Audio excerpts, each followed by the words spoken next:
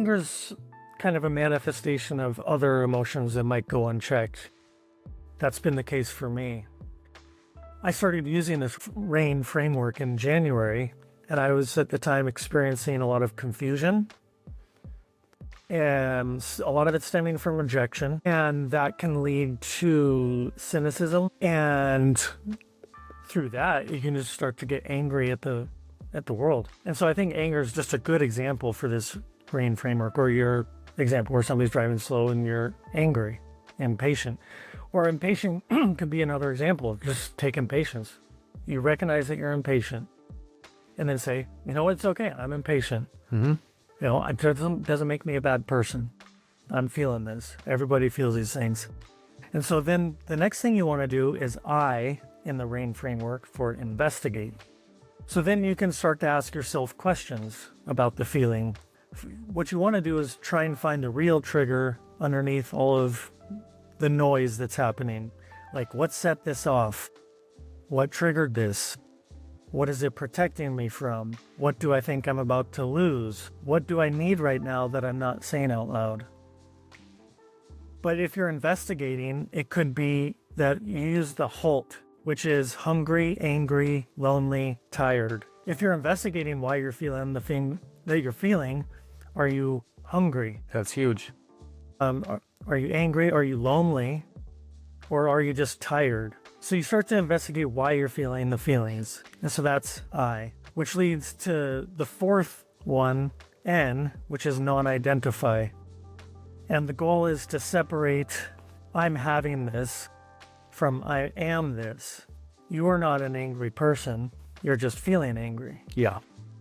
You're noticing that you're anxious, but you're not. That doesn't mean your identity isn't you're an anxious person. It doesn't have to mean that. No.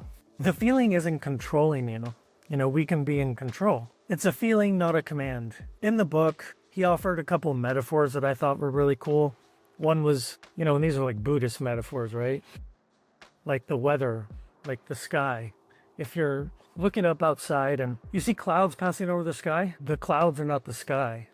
They're just passing through. His other metaphor was like a movie projector. What you have is the screen, which can be anything, but the movie projecting onto the screen is just the film projecting on the screen. The images passing over the screen are not the screen. Right. The screen is source, consciousness.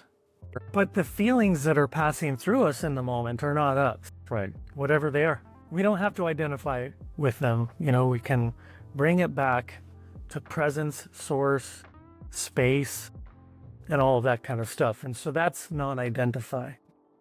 You can run it anytime, anywhere, and it might only take 10 seconds. But you can find 10 seconds in a moment. It's not going to be easy at first. You're going to notice that you fucked up and you got angry and you said something. Okay, well, now you notice that experience and you can practice again later today, tomorrow. I found that to be very helpful to me. January and February, when I was really struggling, I was just really frustrated and stuff. And so I practiced it, you know, and I found it to bring me true peace in the moment. Not lasting, but that's okay. In the moment, it brought me peace. Especially if I couple it with a walk and breathing. So then you can start to stack positive habits and put them to bundle them together, and they become more powerful. 3 deep breaths, 5-minute walk, run the RAIN framework, and you're going to feel a lot better. Yeah.